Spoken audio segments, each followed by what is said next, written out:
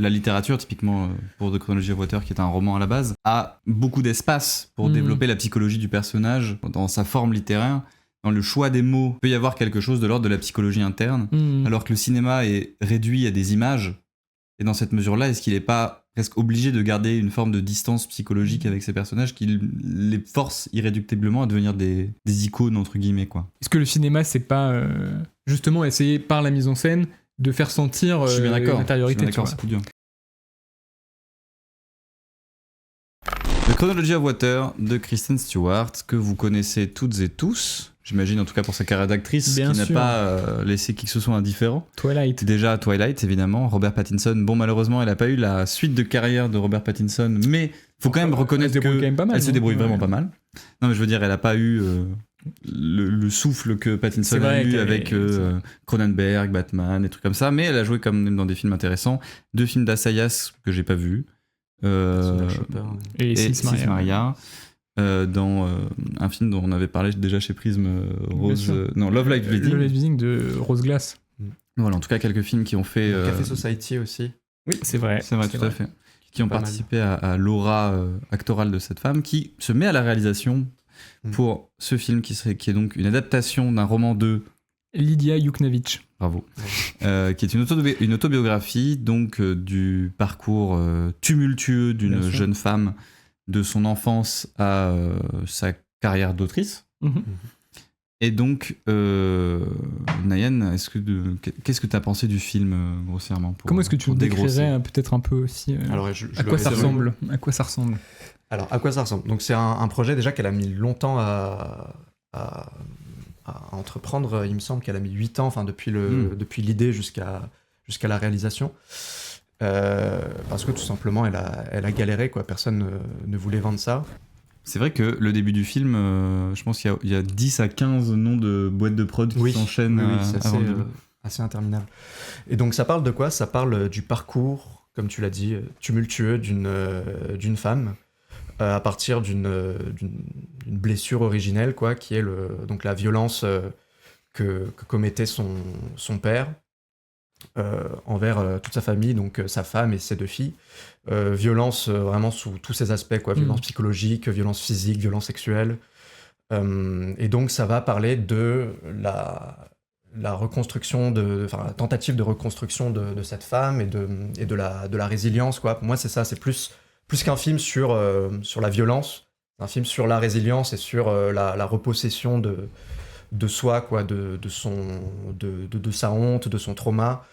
Et donc on la suit à travers son parcours universitaire, son parcours professionnel en tant qu'écrivaine, en tant que prof, parce qu'elle finit prof aussi de littérature, en passant par un moment une résidence d'écriture qu'elle va mener, enfin qu'elle va suivre, des relations aussi qu'elle a avec 3 hommes, il me semble. Enfin, il y a 3 relations principales. Oui. Ouais, donc sérieuses, parce qu'elle a aussi des relations physiques avec des filles, mais c'est plus bref, quoi, c'est plus passager. De Ken Kojandi et Navo, j'arrête. Et insupportable ce mec. Donc voilà, pour un peu pitcher.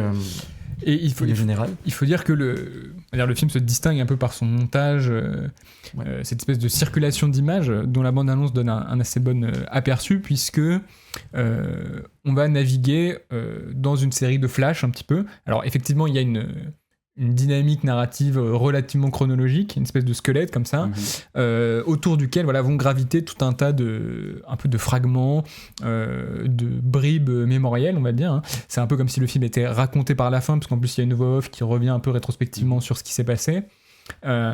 Et donc, il y a une espèce de correspondance, on va dire, entre l'idée de la violence qu'elle a subie et qui a troublé un peu son état psychologique, et la forme elle-même du film qui reflète cette espèce d'éclatement, comme si sa vie était un peu en 1000 morceaux, et le film aussi.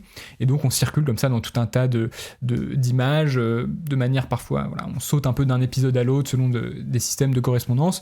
Il y a un côté un peu malikien, on va dire, dopé en termes de rythme, mais cette espèce un peu de flux de conscience, en fait, puisque comme tu l'as dit, le film est une adaptation, donc il y a quelque chose un peu comme ça, du flux de conscience, du roman en règle générale, j'ai pas lu celui-là en particulier, mais qui transparaît dans cette forme un petit peu de circulation.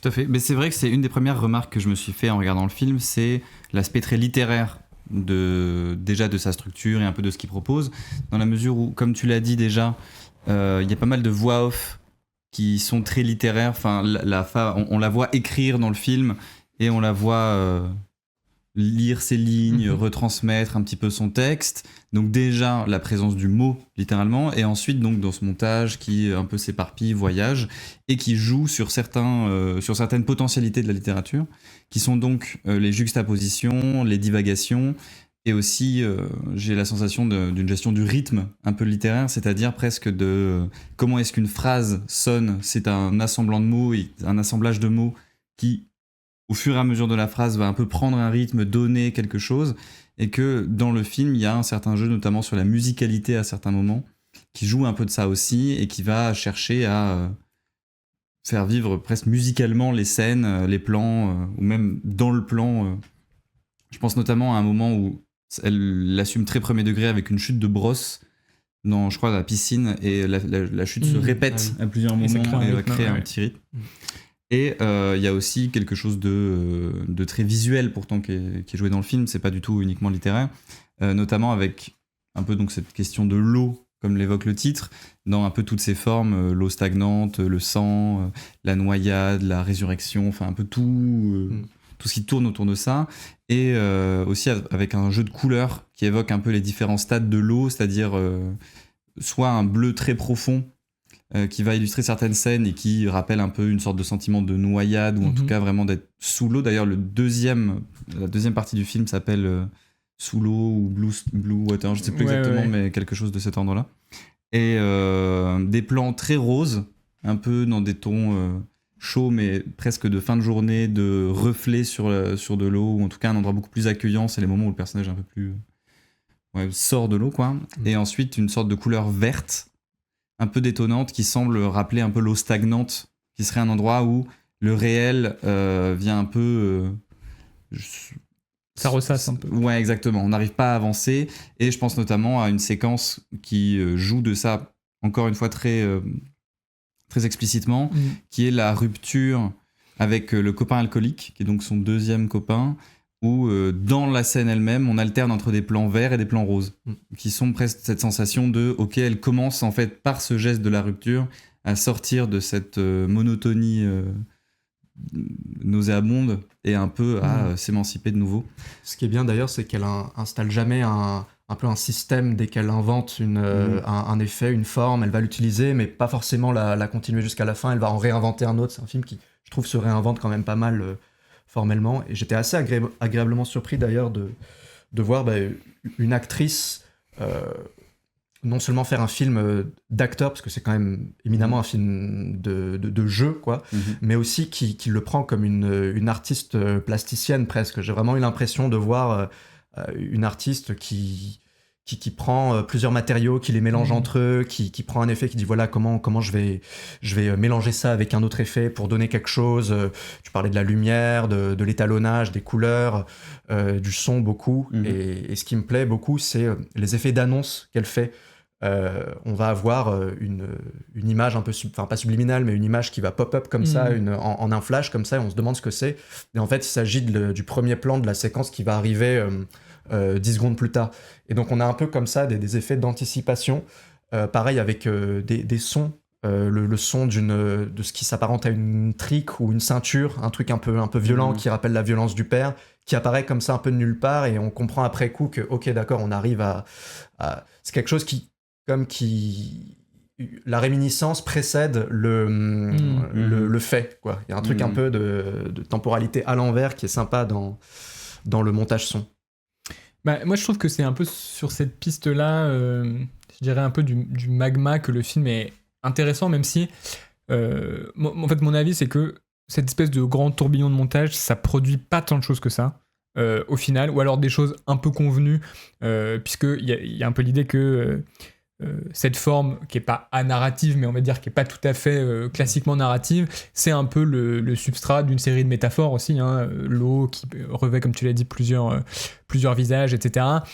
Le problème, à mon avis, c'est que c'est souvent des images un petit peu clicheteuses, en fait, que le film va produire. Enfin, il y a toute une séquence de sexe lesbien qui est montée en parallèle avec des plans sur l'eau. Bon, l'eau comme vecteur du désir. Bon, c'est des choses. Il y a beaucoup de choses qui sont un peu déjà vues, et même, je dirais, à l'échelle de la structure du film, en fait, c'est une histoire un peu de reconstruction. J'ai envie de dire assez classique, où finalement à travers l'art on va trouver une forme de réinvention, etc. Mais cela dit, notamment sur cette dernière idée, je trouve qu'il y a aussi une façon d'envisager le film comme, tu disais, qu'il se réinvente beaucoup, et en même temps il y a des moments dans le film où on revoit des bouts de séquences qu'on a vus plus tôt, enfin une espèce de système un peu de répétition aussi, qui fait, je trouve, qu'on peut se dire d'une certaine manière que le film est en fait à la fois l'histoire de cette femme et aussi l'histoire d'une autrice qui s'empare de sa propre histoire, quoi. Et comme si en fait cette espèce de ressassement, c'était aussi la manière dont elle réfléchissait à essayer de remettre en ordre sa propre histoire pour accoucher de quelque chose qui serait en fait une autofiction, un autorécit, hein. Il y a une espèce de... Vas-y. Arrive même un moment où, en tant que spectateur, on commence à se poser des questions sur la véracité de ce qui est en train d'être montré, est-ce que c'est le personnage qui l'invente dans sa fiction littéraire, ou est-ce que c'est quelque chose qu'elle vit et qu'elle a littéralement retranscrit. Il y a d'ailleurs un moment pendant un de ses cours où elle donne un cours et elle dit, je sais plus, il y a une phrase un peu sur mais n'hésitez pas à inventer, un truc sur l'invention comme ça. Et donc on peut prendre un peu le film sous l'angle de c'est un magma mémoriel, mais aussi parce que c'est une mémoire qui est en train d'être triturée pour qu'en sorte une espèce de fil narratif, un fil un peu directeur. Mais pour moi, ce que tu dis là, c'est toute la question du film. C'est tout le problème qui se pose et ce qui, je trouve, est magnifiquement incarné par la dualité du personnage. Parce que le personnage, il est deux choses. Il est l'écrivaine et il est prof aussi. Et donc, son rapport à l'écriture, c'est un rapport elle a une écriture très, très viscérale, très crue, un peu à la Virginie Despentes, si on veut avoir une comparaison un peu grossière comme ça, tandis que son rapport à l'éducation, à la transmission, quand elle est prof, c'est au contraire le fait d'ordonner ses idées, quoi, de les articuler. Et pour moi, c'est assez beau parce que c'est un peu ça l'art quelque part, quoi. C'est cette tension un peu permanente entre le chaos intérieur, quoi, et la nécessité de le communiquer et donc nécessairement de le mettre en ordre, quoi. Et donc c'est un peu ce truc de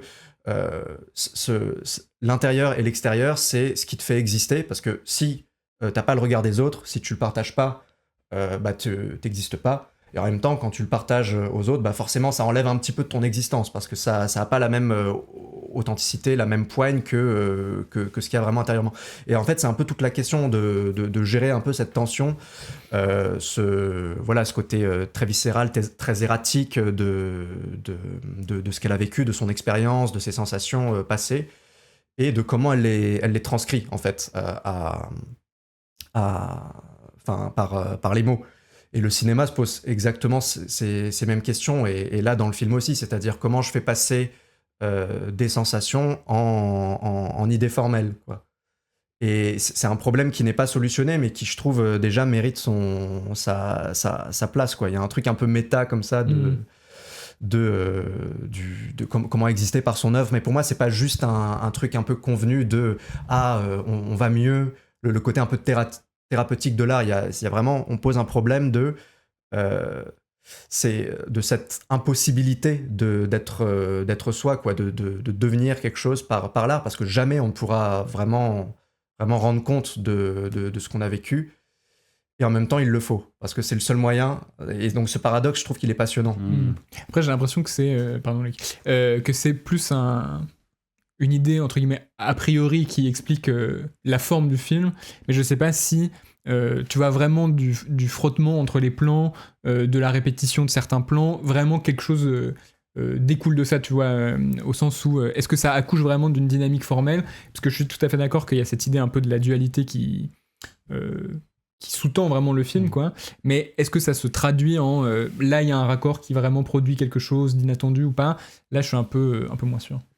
C'est drôle ce que tu dis, Nayan, parce que moi je me suis formulé quelque chose en sortant du film, peut-être aussi parce que j'avais lu le jour même le texte Journal de l'an présent d'année qui parle du personnage au cinéma et de la potentielle inexistence de celui-ci selon Godard. Et donc dans ce film je me suis dit finalement on passe notre temps à être dans la perspective du monde, l'expérience du monde de cette femme Lydia, et finalement en fin de course, en sortant du film, je ne la connais pas. C'est-à-dire qu'on a tout vu de son regard, mais qu'est-ce qui se passe derrière ses yeux, dans son cerveau, dans son cœur ? Je me pose un peu la question, comment elle pense, comment elle imagine les choses, qu'est-ce qui la motive, etc. Et cet enjeu-là, il passe du fait qu'il y ait très peu de scènes à proprement dit dans le film. C'est en effet une majorité des jeux de montage, il y en a quelques-unes qui s'établissent de temps en temps. J'en ai 3 en tête, mais il y en a peut-être davantage. Celle où elle parle avec sa sœur juste avant son accouchement. Celle où elle parle avec son 3e mari. Je sais pas si elle est mariée avec chacun, mais oui, son 3e copain dans la piscine, et où elle l'annonce pour la première fois qu'elle a vécu des agressions dans son enfance. Et ensuite, dans un 3e temps, celle avec son enfant, et il joue à ouvrir, fermer les yeux sous l'eau. Et je pense notamment à la 2e séquence que je mentionne, celle à la piscine, où presque là, Kristen Stewart se dit « Ok, maintenant j'ai une scène en temps réel, un dialogue, j'imagine que sur le scénario, il doit durer 2, 3, 4 pages d'échanges purement écrits, qui devaient vraiment détonner avec le reste de son travail. Et qu'est-ce qu'elle fait pour filmer ça ? Un chant contre chant plutôt lambda et pas très inspiré ni inspirant. On peut se dire que c'est volontairement presque pour casser potentiellement le rythme du reste du film, mais ce qui se passe donc, c'est que la nature du cadre lui-même ne change pas. C'est-à-dire que ces cadres un peu, poitrine sur les personnages, on en a pléthore dans le film. C'est juste que là, cette fois-ci, il dure et on a le droit à une alternance. Ce qui fait que, étonnamment, la séquence détonne un petit peu, mais ne sort pas non plus du reste du film et ne permet pas de rentrer un peu plus profondément dans la psychologie des personnages par une recherche de mise en scène ou non plus ne créer un nouvel espace pour les personnages. Parce que c'est peut-être le plus important, c'est que ces deux, donc cette femme et cet homme qui enfin échangent sur les traumatismes d'enfance de Lydia, peut-être est leur espace à eux, ou en tout cas un espace différent pour pouvoir discuter de tout ça. Ah, ils sont dans l'eau. Et je me suis dit, c'est dommage par exemple de ne pas avoir tenté un plan d'un peu plus loin, un plan un peu plus large, ou qui laisse respirer les personnages comme le spectateur, et qui laisse déjà le temps au plan de durée, et le temps à la discussion, le temps presque à une nouvelle intimité entre eux, dans laquelle nous, on ne serait pas mis. Ce qui fait que donc, même cette séquence-là, où théoriquement je devrais apprendre à connaître le personnage, finalement, je ne la découvre pas tant que ça. Parce que ce qu'elle raconte déjà de 1, c'est tout ce que j'ai vu avant, donc je ne découvre rien. Et dans ce qui se passe dans sa tête ou dans son expérience du monde, rien de nouveau. Bah, sur cette question des scènes, c'est là aussi où je trouve qu'il y a quelque chose d'un peu convenu qui se dessine à l'échelle du film. C'est que j'ai l'impression que le segment le plus, le chapitre le plus fragmentaire, c'est le premier, et que plus le film avance, plus on va avoir des scènes en tant que telles, ce qui culminerait un petit peu, comme tu as dit, les scènes avec son propre enfant à la fin, et notamment une scène avec le retour du père, qui est devenu amnésique entre-temps, et donc il y a un rapport un petit peu étonnant qui se joue là-dessus. Et pareil, je trouve que ça me semble être un truc un peu... disons que c'est pas une mauvaise idée, j'ai envie de dire formellement, l'idée que le film va un peu, je sais pas, sédimenter, ralentir, voilà. Mais en même temps, il y a du coup une espèce de logique un petit peu binaire, c'est-à-dire la première famille qui était son foyer était une sorte de trou noir, un peu de vortex qui a déréglé totalement de siphon, c'est ça, c'est un peu ça. Oui, c'est pour le coup une image assez un peu tautologique, quoi. Ça tourbillonne.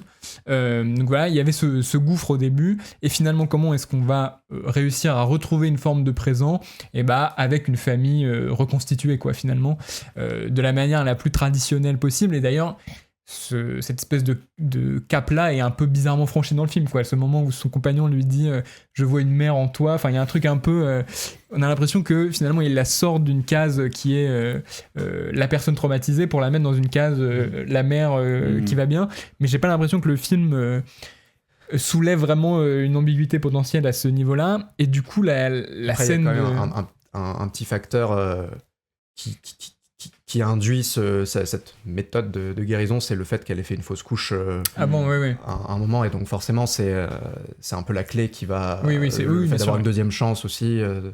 C'est vrai. Mais du coup, je trouve que la scène avec le père à la fin, à la fois, elle est intrigante parce que il y aurait, je sais pas si elle aurait envie de se venger. En tout cas, elle lui en veut, mais en même temps, l'homme à qui elle en veut a un peu disparu parce qu'il est amnésique. Donc évidemment, il y a une ambiguïté intéressante. Non ? Je trouve qu'elle est intéressante cette ambiguïté, mais pour moi c'est beaucoup plus pessimiste. Enfin, moi personnellement, mais je sais que la personne avec qui j'ai vu le film est plutôt d'accord avec toi. Je vois ça comme, que l'amnésie du père le rachète un peu d'une certaine manière. Ouais, c'est ça. C'est plus un antagoniste, alors que moi pour moi c'est terrible, c'est déchirant quoi. Le fait qu'il se souvienne plus de son crime quelque part, ça fait que ça enterre presque la réalité, presque comme si ça enlevait une moitié de ce qu'elle avait vécu, et que sa culpabilité du coup est complètement anéantie, tout comme le possible dialogue qui pourrait avoir pour que elle guérisse complètement, tu vois. Mais est-ce que tu trouves que la scène raconte ça ? Parce que j'ai l'impression que là, ce que je raconte, c'est vraiment indépendamment de la qualité du film. Mais surtout que le personnage dans la scène dans la piscine dit au mec que son père a perdu la mémoire, et ensuite il y a une sorte de petit, il rigole un peu en disant le karma machin. Ouais, c'est ça. Ouais. Et mais du coup, je trouve que la dernière, c'est pas vraiment la dernière scène, mais c'est une des dernières scènes, se retrouver avec le père. Elle est un peu bizarre parce que j'ai l'impression que ce qui joue dans cette scène, c'est pas la tension que tu as mentionnée, qui a priori pourrait exister. C'est en fait un truc beaucoup plus banal d'une certaine manière, que en fait le film se trouve apaisé au moment où le père est redevenu le père, quoi. Où on peut retrouver un rapport sain entre le père, la fille et le petit-fils ou la petite-fille, ou ça dépend à quelle strate de l'arbre généalogique qu'on se positionne, mais une espèce de filiation un petit peu retrouvée, et c'est le seul moment où le père, disons, n'apparaît pas comme une menace et est filmé un peu je trouve qu'il y a un apaisement je trouve qu'il y a un apaisement à ce moment-là. Okay. Même si on peut aussi le voir un peu de l'autre bout, qui serait ce personnage un peu qui est encore là comme un fantôme, tu vois, le fantôme du père, mais je trouve qu'il n'est pas filmé. Je trouve qu'il est plutôt filmé en tant que voilà, finalement les choses rentrent un peu dans l'ordre, ce qui me semble de nouveau être peut-être un petit peu convenu. Mais c'est vrai par contre que ce serait une très belle idée de cinéma potentiellement. Ça a peut-être déjà été fait d'ailleurs, sur un personnage comme ça coupable qui perd la mémoire et qui devient Il y a un peu de ça c'est pas vraiment ça, mais dans Memory de Michel Franco, où, alors on sait pas si le personnage l'a fait ou pas, en tout cas au début du film, c'est vrai. Mais il y a un truc un peu comme ça où c'est un personnage qui souffre un peu de démence. Tout à fait. Voilà. Il y a, tu parlais de cette évolution, cette progression un peu convenue d'un truc très éclaté vers quelque chose de plus stable. C'est vrai.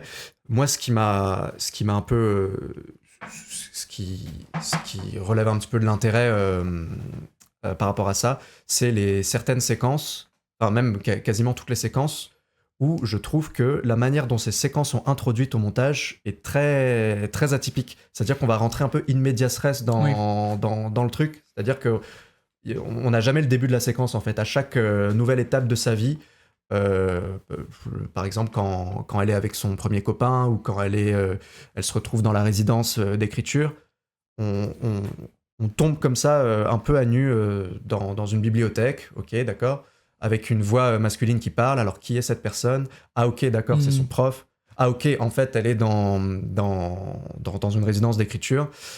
Ok, mais la séquence, ça fait déjà 30 secondes qu'elle a commencé. Donc il y a un peu ce truc d'être tout le temps un petit peu à la bourre. Après, c'est peut-être parce que j'ai un cerveau un peu plus lent. Non, mais t'as raison, c'est un peu stimulant de se dire où est-ce qu'on est. Où est-ce qu'on est un peu en permanence, quoi.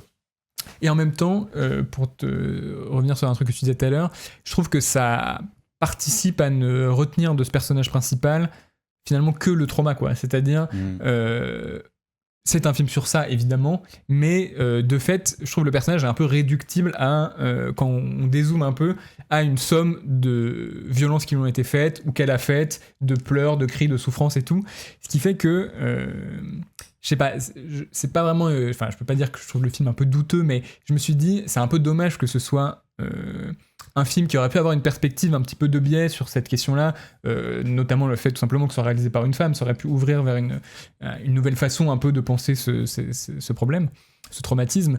Et en fait, au final, tu vois, je sais pas, on pourrait faire un peu les mêmes reproches à ce film que on aurait pu faire, je sais pas, à Blonde de Andrew Dominic, et j'ai pensé au film parce qu'il y a comme ça un côté un peu tourbillon aussi, mais où au final, c'est un film où pendant 2 heures on voit une femme être maltraitée ou maltraitée parce qu'elle a été maltraitée, etc. Et du coup il y a un côté un peu trop exclusivement à fleur de peau qui fait que effectivement je trouve que le personnage n'existe jamais en dehors de son statut. Et c'est aussi un truc que dit Danet dans ce texte, c'est que il aime bien quand dans les films les personnages ont un peu un deuxième tour de piste. Il a cette expression comme ça que je trouve très, très chouette, où ils font le job du scénario et à côté ils existent un peu. Et là je trouve que du coup elle a pas trop cet à côté, quoi. Tout à fait. Mais peut-être que aussi c'est un enjeu, on va dire que le cinéma a du mal, ou en tout cas peut difficilement réussir, parce que la littérature, typiquement pour The Chronology of Water, qui est un roman à la base, a beaucoup d'espace pour développer la psychologie du personnage, et même dans sa structure même, dans sa forme littéraire, dans le choix des mots que l'autrice choisit, il peut y avoir quelque chose de l'ordre de la psychologie interne, alors que le cinéma est réduit à des images. Et dans cette mesure-là, est-ce qu'il n'est pas presque obligé de garder une forme de distance psychologique avec ces personnages qui les force irréductiblement à devenir des icônes, entre guillemets, quoi. Mais est-ce que le cinéma, c'est pas justement essayer par la mise en scène de faire sentir une intériorité? C'est plus dur. Alors, on parle du texte de Danet qui s'appelle Journal de l'an présent, si je ne m'abuse. Je crois que je l'ai. Qu'il a écrit chez Trafic. De l'an nouveau, Journal de l'an nouveau, my bad.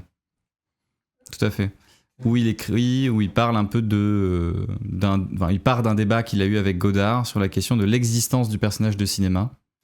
Godard défend que les personnages de cinéma n'existent pas. Et Danet se pose la question. Parce que forcément, quand Godard dit un truc, ça pousse un peu à se poser des questions, quoi.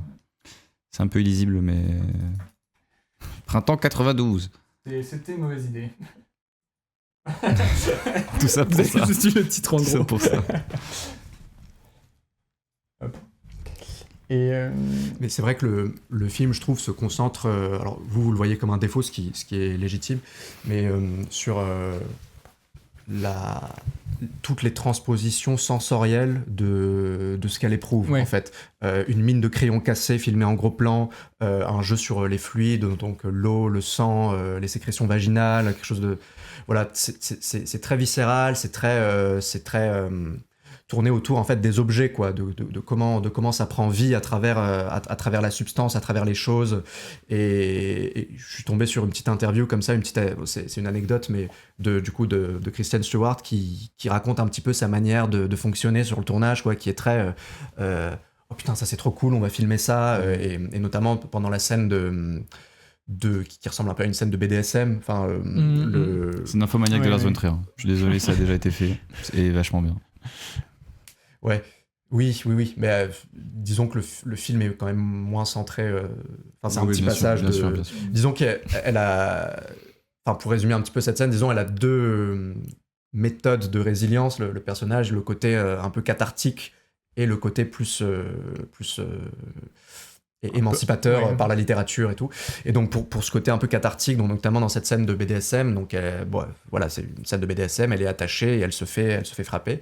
Et donc Kristen Stewart raconte ce moment de tournage où donc il tourne et puis elle se met juste en dessous du coup de l'actrice, elle lui dit ça va, tu tiens le coup, et dit ouais. Et donc ok, alors je vais te lire un passage du livre.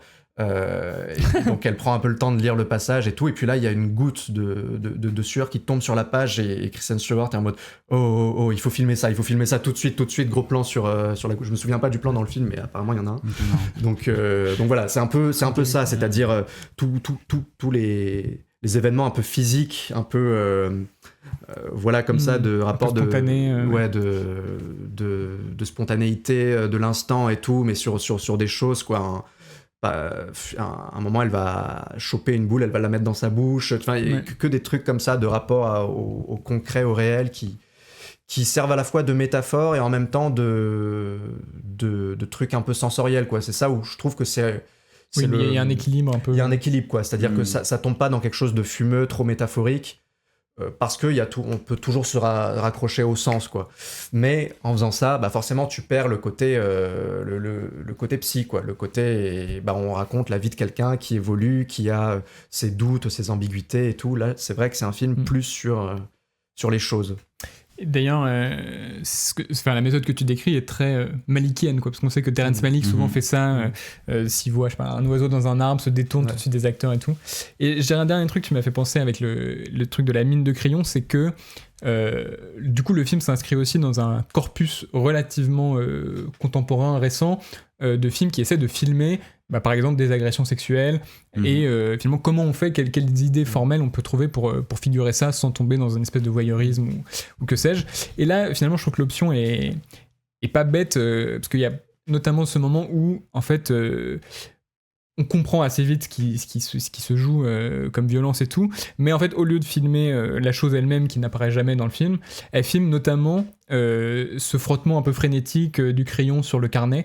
Je trouve que c'est une assez belle idée parce que déjà, tu retrouves un peu quelque chose de la sensualité, un truc un peu violent, voilà. Bon, la mine de crayon qui se casse, c'est pas très finaux, mais il y a cette idée un peu comme ça d'une espèce de geste un peu frénétique. Et en même temps, dans ce carnet se trouve un peu en germe la mise en récit future de cet événement qui va alimenter son œuvre littéraire, quoi. Et je trouvais que c'était pas une idée inintéressante. Voilà. Et ce qui fait que le film résonne un peu avec, je sais pas, Sorry Baby, qui avait aussi une très bonne idée pour figurer la scène d'abus un peu en milieu de film, ou même, j'en parlais avec Josué Morel qui mentionnait le film, et c'est vrai qu'on peut y penser à le film de Christine Angot, Une famille, dont on avait parlé l'an dernier. Mais qui, pour peut-être boucler sur une note un peu plus pessimiste par rapport à ce film-là, était justement un film passionnant parce que il n'était pas que dans le regard de Angot, quoi. Il y avait la démarche de Angot et ce retour presque, malgré elle, toujours à ce trauma voilà, qu'elle n'arrive pas à dépasser, un peu comme le personnage de ce film-là. Mais il y avait aussi l'idée qu'on regarde aussi son processus en cours de route, et donc il y avait une espèce de double regard qui faisait que le film était passionnant, là où je pense que celui de Kristen Stewart pâtit un peu de ce côté pas mono-obsessionnel, parce que c'est un peu... mais voilà. Oui, c'est vrai qu'à la limite, on pourrait dire que le film de Christine Angot l'a filmé être constamment réduite au statut de victime, et là, le film l'a réduit au statut de victime.